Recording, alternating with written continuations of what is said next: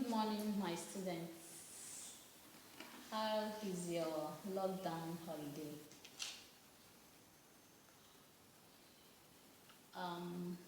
Our today's topic, being the 14th day in the month of May 2020, is cereals. You have been hearing the word cereal, not today. It has been long. Cereal. Assuming you are here, most of you know the meaning of cereals and you know examples of cereals. But because you are not here, let us just brush over it. Cereals. What are cereals? They are the broad term used for those plants belonging to the grass family. That is, they are gotten from plants. And the seeds they produce are known as grains. The seed this cereal they produce is known as grain.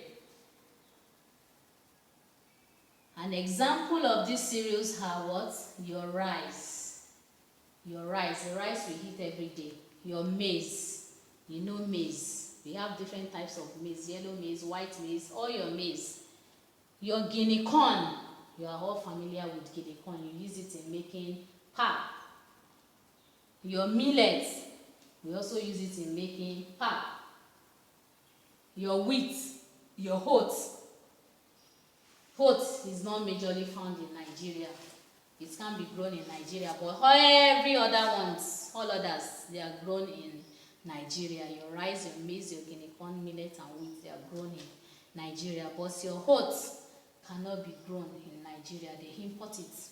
Your oats used in making your coca oat that you drink every day, coca oat that you take, is made from oats. It cannot be found grown in Nigeria. They import them. Then we are moving on to the nutritive value of cereal, the nutritional value of cereal, the nutrients we can get in these cereals. And you know that cereal is part of our major food we eat here in Nigeria. Your rice. Without rice, can most of you even survive if you don't see rice to eat? Without maize, we like taking kunu, taking pap. All your kunu is from guinea corn. Without them, we can't survive. It's our major food in Nigeria. So we want to see the nutritional value. Number one, carbohydrates. The major nutrient found in cereal is what? Carbohydrates. You know your 6 classes of food nutrients, right? Your carbohydrates, your protein, your fat and oil, your mineral, your water. You know them all, right? So the major nutrient found in cereal is what is called what? Carbohydrates. And it is a energy-giving food. Carbohydrate is what? Energy-giving food. You all know the functions of all these 6 classes of nutrients. Your carbohydrate, energy-giving food, protein, repairs body tissue, and so on. So carbohydrate is the major nutrient found in cereals, and it is an energy-giving food. That means cereal is an energy-giving food. That means what? Cereal is an energy-giving food. Then protein. We have very little content of protein in our cereal, and the protein found in cereal is called second-class protein. In SS1, in your first time, we did first-class protein, second-class protein. If you remember, hope you've not used it to eat, right? You are reading your books. We have first-class protein, and first-class protein are the protein that are what? That has the complete essential amino acids. We have some amino acids, right? Like 9 of them. Can you still remember? They have complete amino acid. That is what is called first class protein. Then the second class protein does not have complete amino acids. So protein in cereal is classified under second class protein. Then we also have fat. The fat in cereal is also very, very little, minute. We also have vitamins and minerals. The vitamin and minerals in cereal is found in your aileron, your germ, and your scutellum.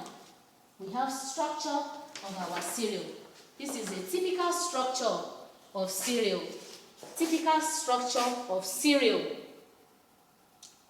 Your cereal contains the bran layer, aileron layer, endosperm, scutellum, and the germ. A typical cereal contains brown layer, aileron layer, endosperm, scutellum, and the germ. We now said the vitamin and the mineral content in cereal is found in the aileron layer, your germ, and the scutellum. That is where your nutrients, your vitamin and mineral is found. Can you all see a typical structure of a cereal? I will still give you as assignment. That is just an expo for you. Assignment. So now we are moving on to the methods of cooking cereal. So those are the what? Nutrients found in your cereal. They are the nutrients found in cereal. Then we are moving on to your method of cooking cereal. Methods of cooking cereals. We have done method of cooking also, have we?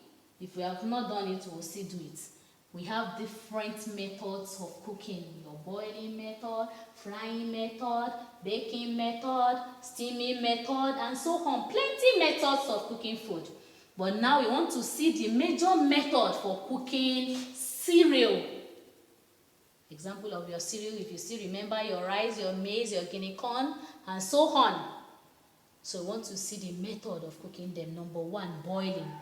This is the commonest method used in cooking all cereals. Boiling. Like your rice, what do you do to your rice? You boil it. Your maize, you can boil it. You can boil it with protein like beans and eat it. You can boil it alone and eat it. You eat cooked maize, right? All of you like it. Your number two, roasting method. You can roast your maize. Roasted corn. Who does not like that? Everybody, almost everybody likes roasted corn. Very, very tasty. So, we have boiling, we have roasting. Number three, we have baking. And this is found under when we have milled your cereal into powder form. It's called flour.